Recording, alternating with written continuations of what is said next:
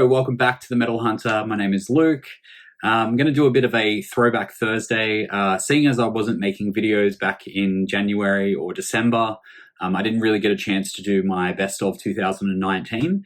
So I thought I'd take this chance now and do my top 13 albums of 2019. Why 13? Because it's much more evil than 10. So just before we do get into the video, I will let you know that usually I like to cut like little music clips in between each time I'm like explaining albums or explaining songs and things like that. I'm not really going to be doing that anymore, mainly because every time that I've been trying to do that since I've started doing these videos again, I've been getting hit with like copyright claims and things like that and getting blocked in a bunch of different countries. So what I'm going to do for this video is I'm going to name the album, name the band, obviously, tell you when it came out and what label it was out on, and then let you know a song that you should listen to, and then I'll link that song in a list down below so you can basically go from this video and go and check out that music. All right, so here we go, top 13 of 2019. Now, number 13 was a complete surprise. I had no idea about this band before. A friend of mine recommended them.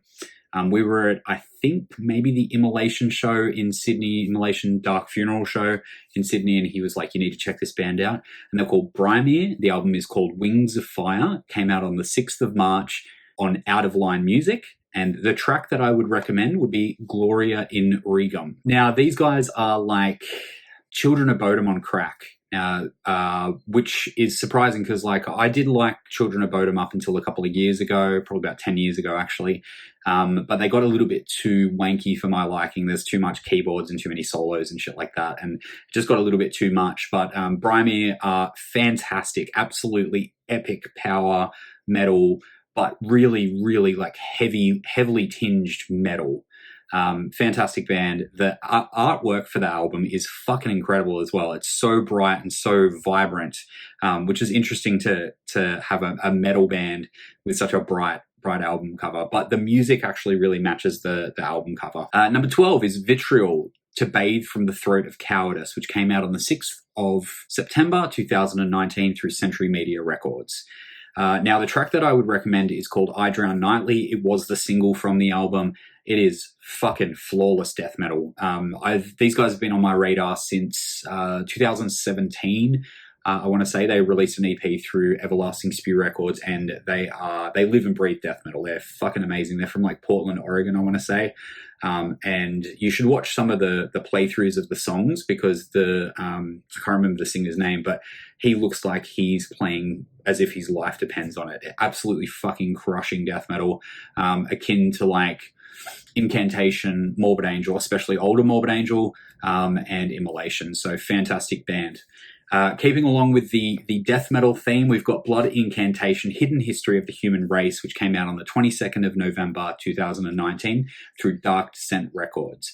Now, the track that I'm going to choose from that one is Slave Species of the Gods. Once again, this is another single that's come out off that album. These guys have presented themselves very well with this album. They've released a track that a lot of people would get drawn in by. The fucking album is batshit crazy, much like the artwork. A lot of people were put off by the artwork when it came out, but I thought it was fucking sick, and it really goes hand in hand with the music and the lyrical styling. Now, when it comes to this new wave of old school death metal, bands like Vitriol, Blood Incantation, and a few other bands that I'm going to mention in this list have been spearheading this whole explosion of caveman death metal, and I fucking, for one, love a lot of it. Some of it is a little bit like by the numbers, but some of it is fantastic, and bands like Blood Incantation are really up there for me. So if you're a fan of old school Morbid Angel, definitely go and check this album out. Number 10, continuing with the death metal theme. I don't know how this list ended up with so much death metal in that section. There's actually quite a bit of death metal actually in this list. But number 10 is Tumult, Planetary Clairvoyance, which came out on the 19th of July. Came out on $20 spin. Now, the track that I'm going to recommend is a song called Beg for Life. It is the opening track for that album, and it's fucking amazing. $20 spin in 2018 were absolutely killing it, just releasing banger after banger after banger. And 2019 was the same. There were so many albums that were out on $20 spin that were just certified gold. The team behind $20 spin must really know what they're doing because they're releasing grade A shit, and they're only a small label. They're not like a major or anything like that. So like they're doing very well. Tumult, man, They are one prolific band. They started in 2011. They've been releasing demos and splits and shit like that. Then they released Manner of Infinite Forms a couple of years ago. Then they did another split and then an EP. And then they basically came out with Planetary Clairvoyance last year. So these motherfuckers do not stop. Incredible death metal. For any of you old school fans out there that enjoyed my top 10 debut death metal albums, as I said, I spoke about Tomb Mold in that video. If you get a chance and you did like that last record, you definitely should check out Planetary Clairvoyance and start with Beg for Life. Number 9, Gatecreeper, Deserted. Now, it came out on the 4th of October 2019 through Relapse Records. The track that I'm going to recommend is Ruthless. That comes in at the middle of the album. It reminds me so much of Bolt Thrower and with a little bit of Buzzsaw from Dismember. Now, these guys get slagged really bad. I don't know why. I think that they're a really fantastic band. You know, they're not super brutal or anything like that. They are what I would consider as, I guess, an accessible death metal band, which is kind of weird to say, but have a listen to Ruthless and have a listen to the record Deserted. I think that there needs to be bands out there like Gatecreeper who are playing music that is a little bit more accessible. So then people will go, oh shit, I kind of dig that. Maybe there's more to this. And then from Gatecreeper, they go to Morbid Angel. From Morbid Angel, they go to Tomb Mold. From Tomb Mold, they go to Incantation. And they go down the fucking rabbit hole. Not all of us have to be into the most brutal death metal ever. Some people need a bit of entry-level bands. All right, Gatecreeper. Check them out. Okay, number 8, Smolder, Times of Obscene Evil and Wild Daring, on the 26th of April 2019, obviously. Now, that one came out through Cruz del Sur Music. I'm not really familiar with that label. I don't know if it's like their own label or whatever, but Smolder are a fantastic, epic doom metal band from Canada. And when I say epic, they are fucking epic. Check out the track The Sword Woman. Check out the artwork. Absolutely fucking amazing. Sarah from Bangor TV. You guys obviously know what Bangor TV is. She is the vocalist in this band, and she has such a commanding voice. Not only that, the music is fantastic. It's not cheesy. You know, it's really like, it's worshipping the bands that came before, like Candlemass and Trouble and Solitude Eternus. Fantastic record. Check it out if you're into those kinds of bands. Number 7, Crypt Sermon, The Ruins of Fading Light, which came out on the 13th of September 2019 through Dark Descent Records. Now, this one was another one that kind of came out of nowhere. I had no idea about this band, but the song that I'm going to recommend was the first song that I heard from them, which is called Key of Solomon. It popped up on my recommended songs on YouTube, and I was like, what the fuck is this? This is absolutely incredible. It's doomy trad metal with a lot of edge. The vocalist is fantastic. I can't remember his name for the life of me because I can only retain so much information.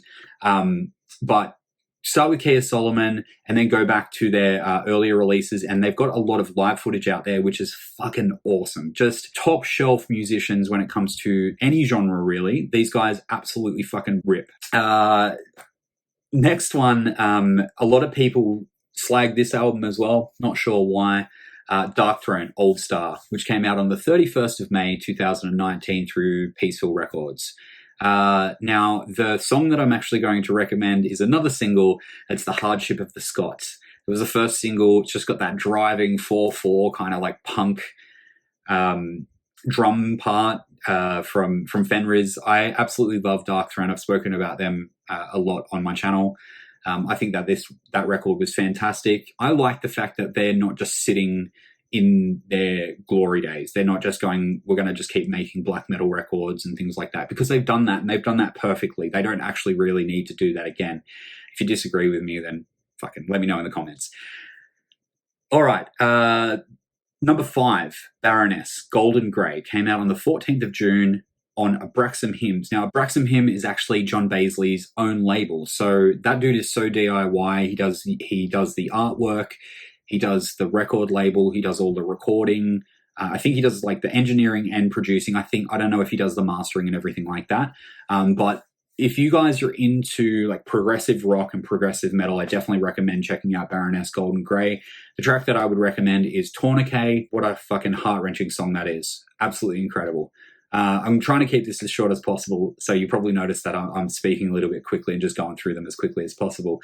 Number 4. Now, this is a bit of a cheat. Well, actually, a couple of these are a bit of a cheat, but this is a bit of a cheat because I actually didn't hear this album until maybe about 2 months ago. So it came out in 2019, and it very quickly became one of my favorite albums. And it's a band called Idle Hands, and the album is called Manna. Came out on the 10th of May 2019, obviously, through Eisenwald. And the track that I would recommend is track number 2 off that album. It's called Jackie. This is traditional metal crossed with goth rock, Sisters of Mercy. It's just fucking amazing. Like these guys obviously have listened to a lot of The Cure, and a lot of traditional metal, and they've basically just taken both of those styles and put them together. Fantastic record. Definitely check out Jackie. It's a bit of a poppy song. If that doesn't work for you, I would say that you just want to start from the start of that album because it will fucking grab you by the throat and drag you in. Number 3. Now, this actually isn't an album. It's a 2-track EP, and it's not even metal. This is a band called Twin Temple. The release was called Satan's a Woman / I Am a Witch, and it came out in July of 2019 through Rise Above Records.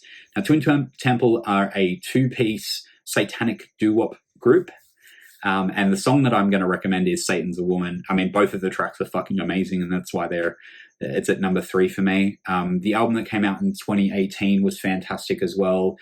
These guys, just think if Amy Winehouse was a Satanist, that's what it would sound like. Now, you can slag me all you want in the comments, but I do have to say that, and I've said this before, I can't listen to metal all the time. I need some reprieve. I need something a little bit more chilled to kind of like calm down sometimes. You know, I do like to listen to quite a bit of metal, so as you probably know. So if you're into that kind of stuff, maybe check it out. Maybe don't watch any of their music videos while the kids are around because there's a lot of blood and boobies and all that kind of stuff. So good satanic fun. Number 2. The Acacia Strain. It comes in waves, which came out on the 26th of December through Closed Casket Recordings. You guys already all know this. I'm a huge The Acacia Strain fan. Vincent Bennett is one of my favorite people ever in the history of anything. I love his lyrics. I love his vocal style. I love his attitude, whether it be positive or negative, depending on where he is in his life. This EP / album, a short album, it's 7 tracks. Each track is named in a sentence, so Our Only Sin was giving them names, so there were 7 tracks.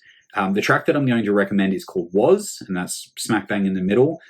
From what I understand, they recorded this EP / album, mini album, on the road over about 7 or 8 months, and it almost broke the band up. It almost killed them, from what I understand. They were just like so stressed over the release of this, but you can actually hear it within the music.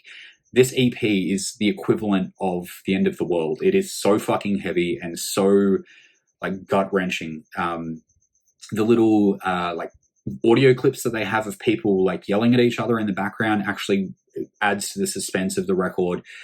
It's so creepy and so heavy and fucking fantastic. And the album artwork is outstanding. I know I'm being very hyperbolic today, but you know, it is what it is. Number 1. Hands down, without fail, no chance of anything even getting close to this. And I'm pretty sure that if this band ever put out an album any other year, they'd probably get number 1. And it's Hes Legend, White Bat, which came out on the 28th of June, 2019 through Spine Farm Records. Now, when it comes to Hes Legend, they are my favorite active band. So my favorite band of all time is Pantera. Obviously, they're not active, but Hes Legend are flawless. They do not have a bad track. They do not have, I mean, they just rule. Everything about them is amazing. Like, Skylar is one of my favorite vocalists of all time. And I would recommend either Burn All Your Rock Records or Boogie Woman. Either one of those, they're kind of both at the different ends of the spectrum when it comes to Hes Legend. One's like a really banging kind of like rock and roll song, and one's more of a sludgy kind of doomy song. So if you're into kind of more rock, like hard rock kind of stuff, definitely check out Hes Legend. So there we go. Finally, I got through it. My list of 2019. Now, what I want to know from you guys is, what was your favorite albums of 2019? Let me know down in the comments your top 5. Make sure that you subscribe, like the video, definitely leave us a comment, follow me on social media, all that good stuff. And look, I've really, really appreciated all the love over the last couple of days putting out these videos. I'm going to keep it going as long as I possibly can. I really appreciate you guys, and I'll see you next time. Bye.